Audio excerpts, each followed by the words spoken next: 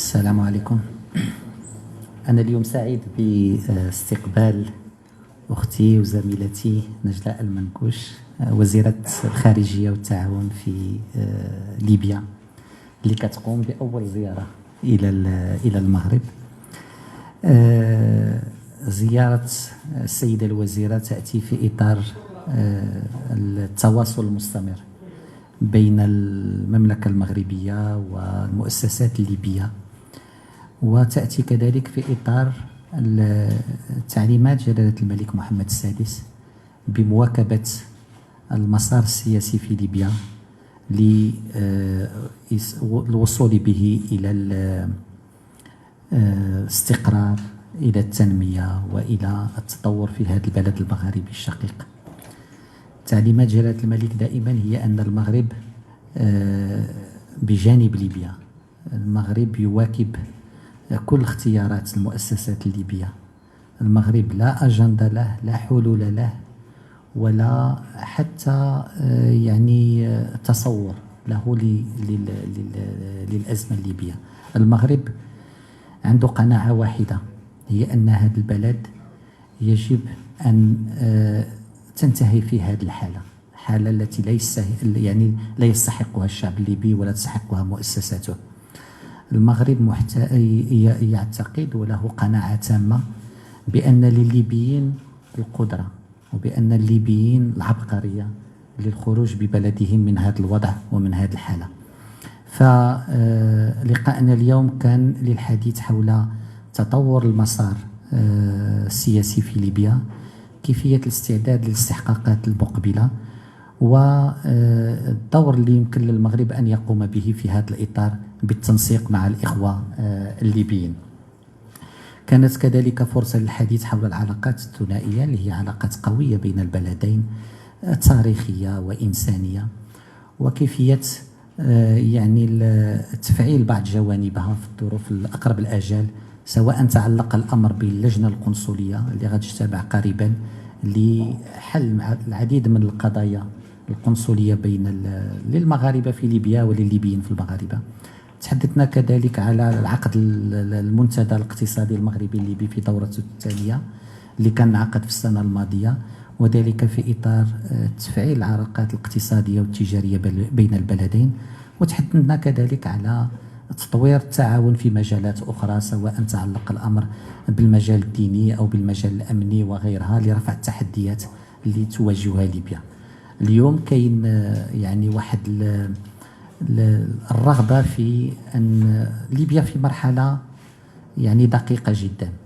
المغرب يرى فيها منظور متفائل بأن ليبيا يمكن غادي تمشي في الاتجاه الصحيح، وبأن ليبيا اليوم كاين واحد السياق اللي يعني أحسن مما قبل، واللي فيه كل الشروط باش ليبيا تخرج من هذا الوضع اللي طال أمده، وباش الشعب الليبي أخيرا يعيش في إطار مؤسسات موحدة، في إطار رؤية لتنميته، وفي إطار اشتغال على استقراره. فمرة أخرى مرحبا بك السيدة الوزيرة، أنت في بلدك، واعتبروا دائما بأن المغرب هو له دعم غير مشروط ولا محدود لكل ما هو في مصلحة ليبيا وفي مصلحة الليبيين. وشكرا.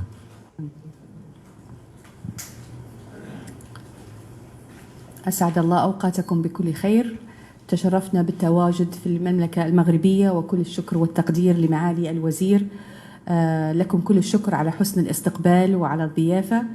نحن نثمن دور جهود جلالة الملك والمملكة المغربية في احتضان الحوار السياسي الليبي في الصخيرات 2015، كما نثمن استمرار هذه الجهود إلى الوقت الحالي في عقد العديد من المفاوضات بين الأطراف الليبية لتحقيق وتوحيد المؤسسات الليبية، ودعما أيضا لحكومة الوحدة الوطنية التي يسعدها ويشرفها أن تكون هذه أول زيارة لبلدنا الشقيق المغرب.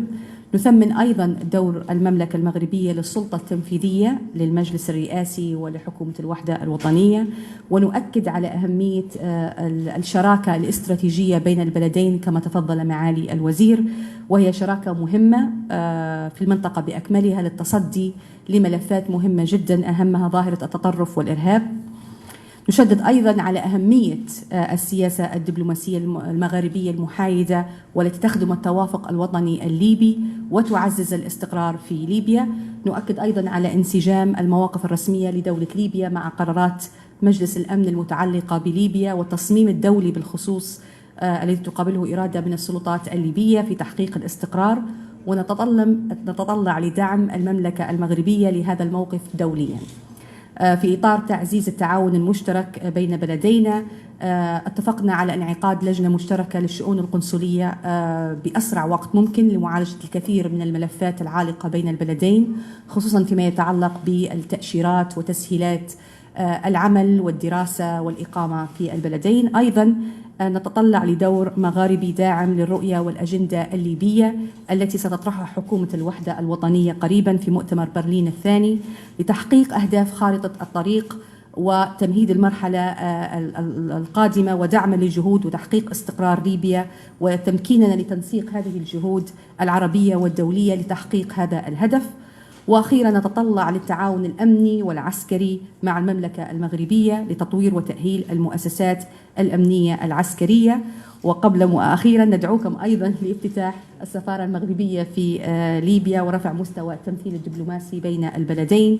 وأيضا ندعو من هنا لضرورة انعقاد قمة للاتحاد المغاربي، نحن نريد ذلك في أقرب وقت ممكن بشكل عاجل لأهمية الاتحاد في الحفاظ على الأمن والاستقرار في المنطقة وجوارها الأوروبي والأفريقي. وشكرا لكم.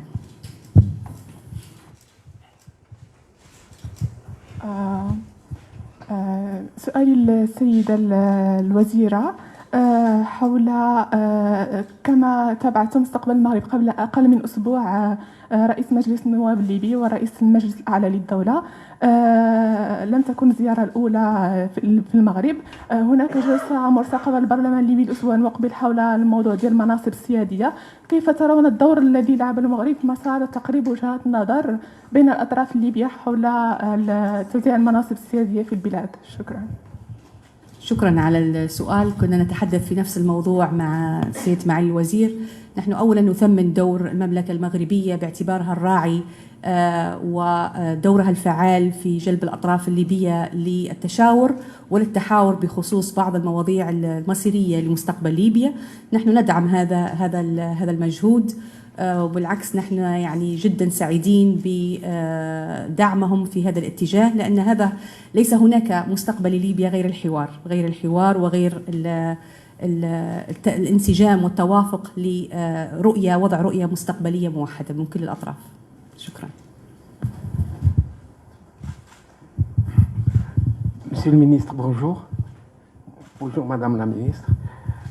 C'est pour l'État, suite à l'adoption de la résolution du Parlement européen, comment voyez-vous les relations avec l'Union européenne et en particulier avec l'Espagne? Merci. Merci.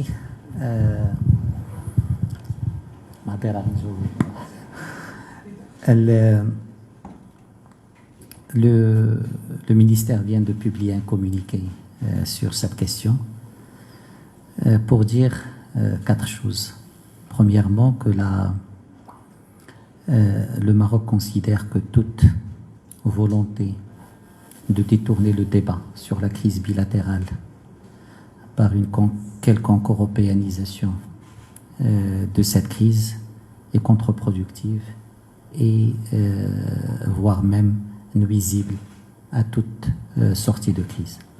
Le Maroc considère que la crise est bilatérale, la crise est politique et la crise est avec l'Espagne.